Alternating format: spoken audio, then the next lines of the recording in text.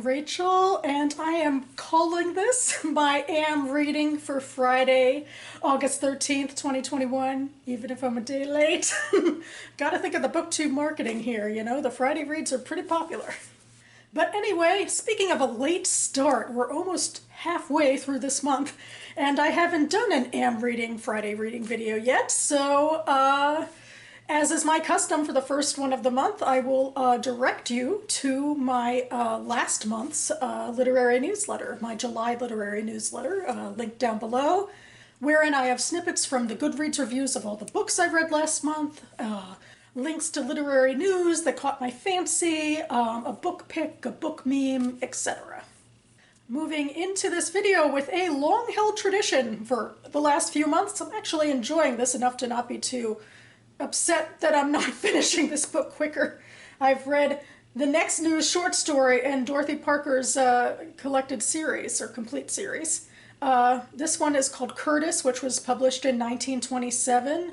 But Curtis is the son of the main character, this upper-class woman, Mrs. Matson, who is two things. She's both very proud of her heritage, of, you know, the family she came from and the family that she was married into. You know, they're wealthy and have a lot of, I don't know, prestige in the business world. And she also is very dismissive and judgmental of anyone who's any poorer than she is. There's a whole part in the beginning where she's shopping and going on a tear about, like, you know, how dare you buy from vendors on the streets, and she gets home and her son Curtis is playing with a young boy who, his father is like a furnace man or something, you know, so, you know, it's obviously a lower class deal, and she's appalled that this kid was let into her home. And Curtis himself actually is an adopted child, which I think is Parker's way of really just going into the fact of the lack of love and the lack of care, and the way that Mrs. Matson and her husband and her friends talk about him. It's like he's a commodity, you know, that she went out and bought him from the choicest store. And everything about this adoption is about molding him into you know, the type of young gentleman that they want to see and take over the business. And another big reason why they adopted is because they had no kids of their own, and heaven forbid any of the nieces or nephews get their hands on their money. So this class snobbery runs pretty deep, I guess. So the final bit of the story takes place when Mrs. Matson has over some friends. They're, you know, doing some knitting, and they're doing some chatting, and they're having some, you know, tea cakes and that sort of thing. And, you know, once we are introduced to the idea again that Mrs. Matson demands to steer the conversation and have the, and hold the uncontested opinion about everything that they're talking about. Like when one of her friends talks about a book that she's enjoying, she goes off on a tear about how modern day literature just is horrible, and she and her husband don't, you know, care for that sort of thing, and everybody then agrees with her. So she's kind of like, you know, the stereotypical mean girl of 80 years before Mean Girls or whatever. And they also have a friend, one of the women there, who is hard of hearing. And so she went to the doctor, and they got her this, basically this tube that she inserts into her ear, and people scream into it whenever they want her to hear anything. So it's sort of like an old version of headphones, I suppose. But obviously it looks ridiculous, and nobody even wants to talk to her because, you know, nobody ever wants to, you know, feel uncomfortable in, you know, or put any effort into what they're saying, or, you know, that sort of thing. You know, it's just a comedy of manners. And on top of that, we have this little boy who Mrs. Matson calls downstairs to say hello to her friends and, like, you know, to do the horse and pony show, basically. Like when Mr. Matson comes home, his parental duty is having his son shake his hand. That's it.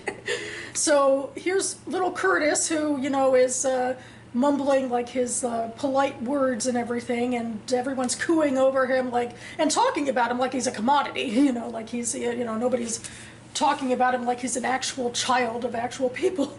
And then at one point the hearing tube gets caught in one of Mr. Matson's buttons, and it clunks to the floor and slithers around, and this little boy, like most little boys I'm sure, has a laughing fit about it. And, you know, people are really aghast, and, you know, the husband takes the son up to his room for a talking to, and then Mrs. Madsen is finally put to rights when once again her friends are simpering over her, like, oh, he would have been so awful, but you, bless you, you're gonna, turn him into a gentleman, you're the wonderful bestest, and it's basically that sort of self-congratulations about their prescribed little self-involved lives. So yeah, this was a little longer even than some of the most recent stories I read, and really got into a bit of a bigger character study, I suppose, and a very amusing little anecdote about these ridiculous people. Moving backward in time, I started Women in Translation Month with a book in translation by a woman. This is About the Night by Anat Talshir, translated from the Hebrew by Evan Fallenberg. Although I meant to read this a lot earlier for my Booktube spin number 2, and now we're in Booktube spin number 3. This was brought to Booktube by Rick McDonnell, based off of a blogging exercise where you pick 20 books off of your TBR and put them in a list, and then somebody, Rick in this case, does a little spinny thing where he, spins a wheel and you land on a number and you read the book that corresponds to that number. So this was the book I chose for Booktube spin number 2. This is a book that takes place mostly mid-century in Israel, starting right before the War of Independence, when it ended with Jerusalem being cut into two, with West Jerusalem being controlled by Israel and East Jerusalem being controlled by Jordan. And it is a Romeo and Juliet style love story, two people from two different sides of the track, or literally two different sides of the city ultimately.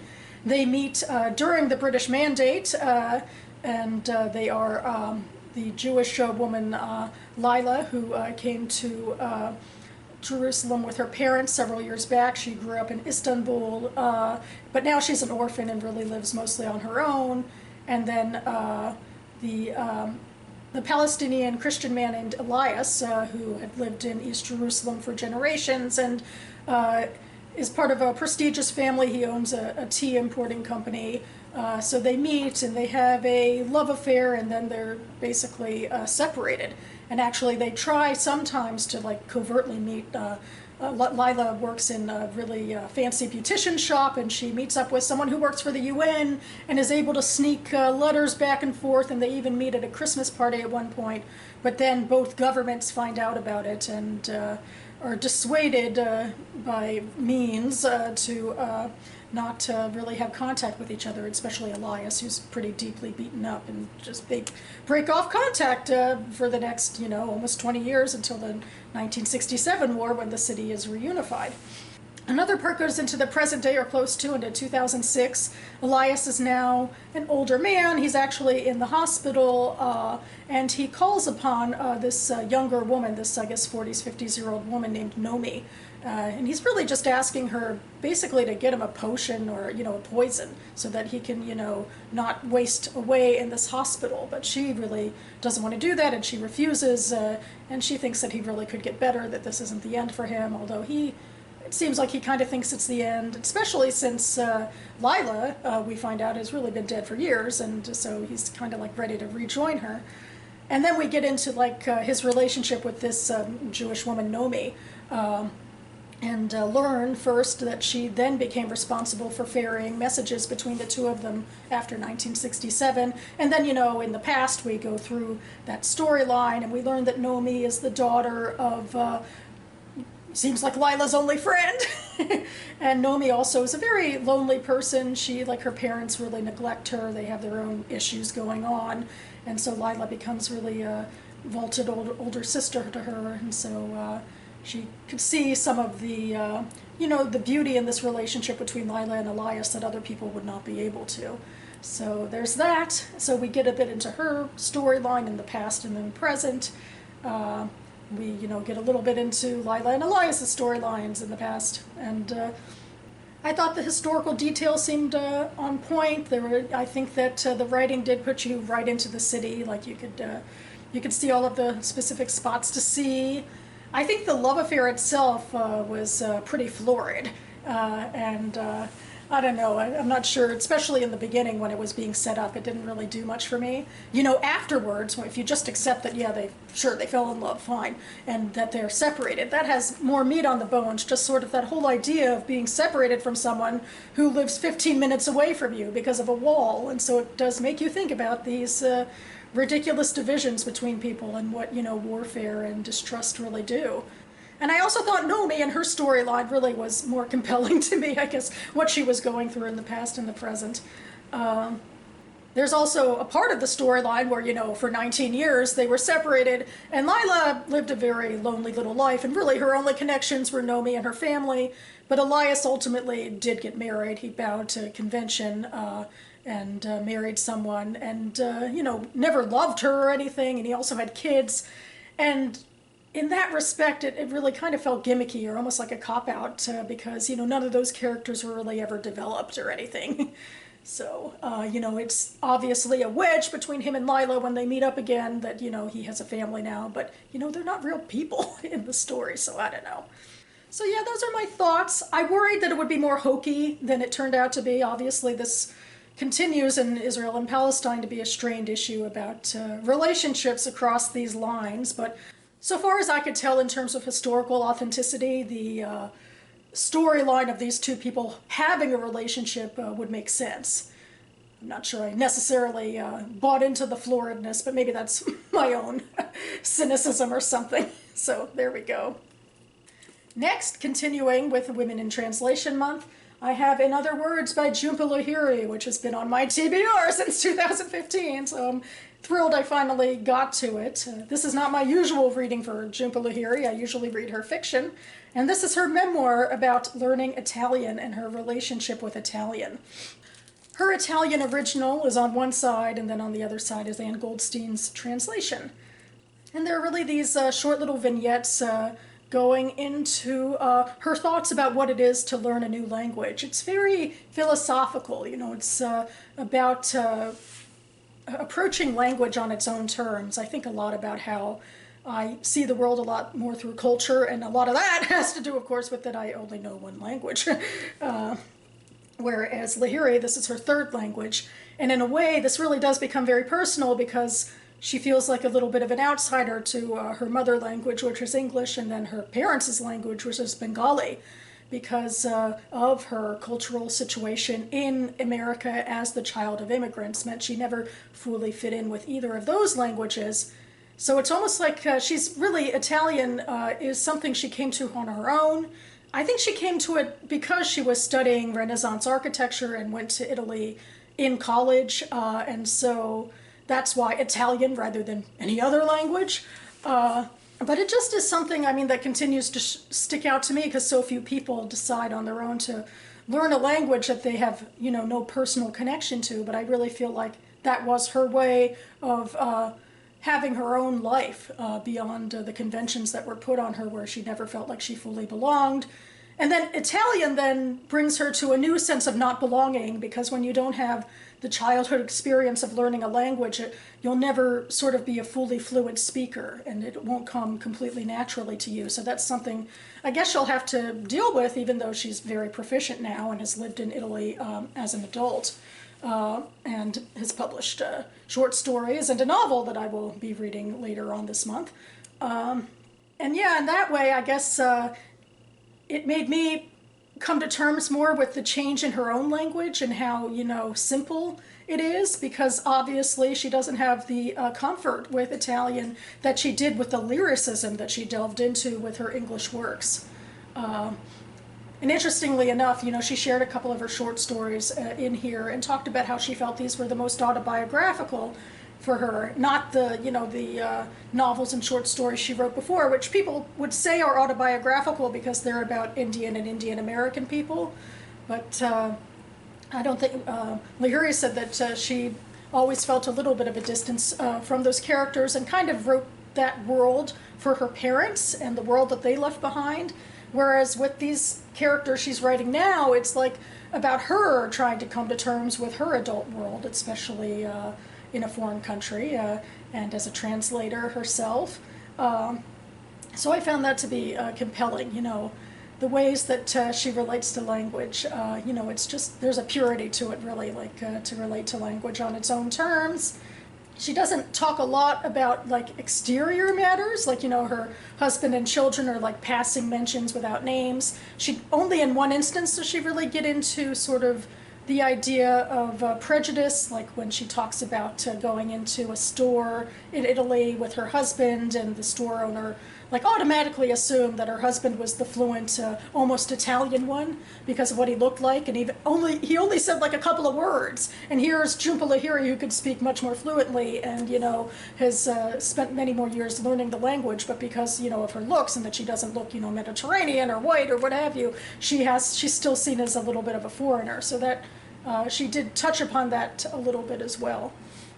So yeah, I liked it. I like diving into Lahiri's thoughts and her psychology because I've appreciated her as an author before. I still love her journey. I love how she writes. I love how she thinks. So I'm glad to stay along the journey with her. I gotta say, this next book, which I'm currently listening to on audio, is probably my favorite of the month right now. This is The Hidden Palace by Helene Wecker. It's the second in her Golem and Ginny series, which is urban fantasy, urban historical fantasy, taking place now at the turn of the century, going into World War I read her first book, The Golem and the Ginny, with my book club several years ago, and at the time, I convinced myself I thought the story was kind of complete and it didn't need a sequel, and now I'm thinking, what the hell were you talking about?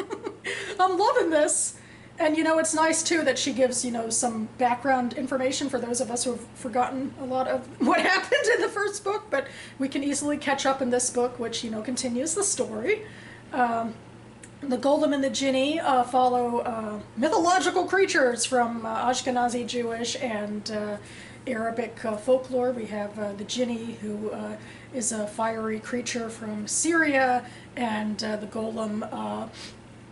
The Golem myth started in Prague, in the ghetto there, which was besieged by anti-Jewish violence all the time, so the story goes that the rabbi there decided to create a creature out of clay and give it life to protect the city. And it's a harrowing process of, you know, giving life. You pour a lot into it, and the moral of the story also is that this angry protector clay man doesn't have a soul on his own, and you know you can easily you know get out of control and you know hurt the people it's trying to protect, or that sort of thing. You got to be careful with a golem. They're super powerful, and they can easily lose track of what constitutes their minds anyway. Which is, I guess, an interesting juxtaposition to the fact that Wecker wrote a female golem, who, you know, she's strong, but she's also very feminine and emotional as well. And that's a part of the golem mythology that she delves into, like how the golem's thoughts are tied in with their masters and that sort of thing. And Hava, the golem here, her master died early on, and so her thoughts, basically, she's become this sort of, I want to say empath, or what is it? This sort of psychic, where she hears the thoughts of everyone around her and feels very compelled to protect them when they need protecting. And then she meets up with the Ginny, who centuries ago was trapped in a bottle, and that bottle was swept up into some family's collections, and it ended up in Little Syria in New York with the descendants of the family, and they, while cleaning it, accidentally unearth him, unleash him. And so the Golem and the Ginny are drawn to each other because they're these supernatural creatures who, nobody else can really understand them. I guess I shouldn't go too much into the first novel, although I have to say one of the things about it is that there's a far clearer antagonist. And maybe that's why I didn't like it as much, or I thought, okay, that's fine, we need this antagonist, he's kind of one-dimensional, whatever, but he does stuff for the characters, and that's fine, and we have the story and the end. But that being said, there is no antagonist like that really in the second book, and I think that's why maybe I like it more, because it's really more about the characters and their foibles and the fact that they're flawed and they have to decide who they are and what they want. We're also following more characters around from the first book too, like Sophia Winston, who is this rich heiress who the Ginny had relations with. Another thing about the golem and the Jinni is that the golem is very restrained and the Jinni is fiery and passionate and feels no need for convention, so good luck living in, the early 20th century. So Sophia, after this liaison, got sick. I guess you're not supposed to have sex with a Jinni is the moral of the story, because now she can never get warm again. She just has a constant tremor. And she spends this book looking for a cure, and she goes to Syria and the Middle East and amazing places. And, there's just so much rich world building in this. It's amazing the amount of research Wecker did, and also she continued to make the world feel like, like a real place rather than, a dry history text. We're also following one of Chava's workmates and her son, and they also continue to be embroiled in the plot.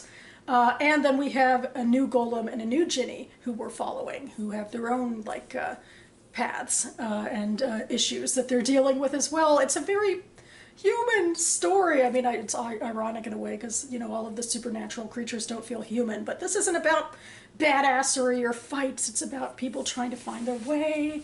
There's just so much going on. It's just beautifully told.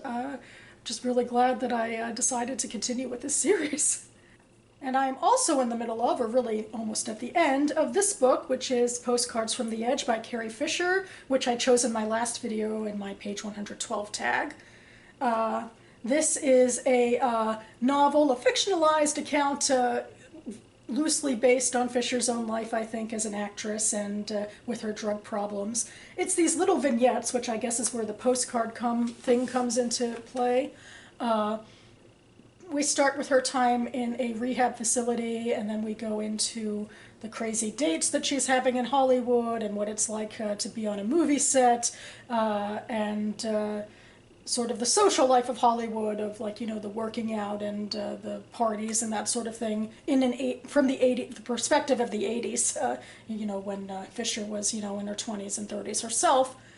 Sticks out to me, one of the things that sticks out to me a bit is how everyone's saying, to be a television actor is like a death knell, it's never taken as seriously as the movies, and how different that is, I think, from life now. But I mean, television is much more respected now. But anyway, these are satirical, they're brash, they're, Fisher's humor, where she looks into the ridiculousness of these social interactions between these people and the culture of Hollywood. So I'm finding that stuff relatively amusing. As a story, it's not very cohesive, I suppose. And sometimes she goes so much into lines of snarky dialogue that I can lose my place sometimes. Because Suzanne Vale, her main character, is snarky like Fisher was, I think. I think the strongest part actually was in the beginning. It was in the rehab center, not Suzanne's part, but actually Fisher went back and forth between Suzanne in the rehab and then a young man named Alex who was in the rehab, who escaped and did a coke binge or a cocaine binge at one point. And I thought the way that she wrote him, in the moment, justifying what he was doing and what was happening, it felt really authentic to me. I mean, not that I can speak from experience, but just, it felt, we were deep in his head, and everything, made rational sense in his head, even as things spiraled out of control. So yeah, I'm enjoying this. I don't think it's, going to be the top of the line or anything, but I do think that Fisher can weave a good satire, makes good points, and it can be entertaining in the moment. And finally, next on the docket, I have this book, The Death of VIVEK by Akwaeke Emezi, which I am reading for the Booktube Prize. The Booktube Prize was started a couple years ago by Robert at Barter Hordes, wherein several judges have to make themselves available to judge the best in literary fiction and nonfiction and next year translated fiction. It is a long process over several months to whittle down a long list of 48 books to one book. We are now in the finals. I am reading the fiction finals. This is one of the books for the fiction finals, which has to do with the life and death, I believe, of a man in Nigeria. But that's all I really know about it right now, and all I can really say to you, because I have to zip my lips until the finals are announced. So instead, I will link to more information about the Booktube Prize down below. So that about covers it for me now. I think I've rambled on long enough. I assume my next video will be a little shorter. I mean, a lot of the reason I had all these books to show is because I haven't made a video like this for, I guess, 2 weeks. But I do hope to make a few more Friday Reads videos this month. But I will be back on this channel a little sooner to do the latest in my Author's Answer series. Speaking of authors and writing, I have to be off now to the writing salon that I go to with the group I'm a part of, where I work on my fantasy novel. In fact, Friday night I went ahead and I emailed one of the chapters I was working on, because for the most part we write, but apparently another part of this salon for the quarter is that we share a little bit of our work and give some thoughts on each other's work. So I guess I'll have to see how that goes. This is like, you know, a chapter in the beginning of Act 2, so it's like you don't have a lot of context for the rest of the story, and it's a fantasy, and it's my first fantasy, and it's an epic fantasy, and I don't know, I'm nervous, but I guess we'll see how it goes. Hope all of you are also having luck and good times with your reading, writing, and other projects, what have you. Thanks so much for watching, everyone, and I'll see you next time.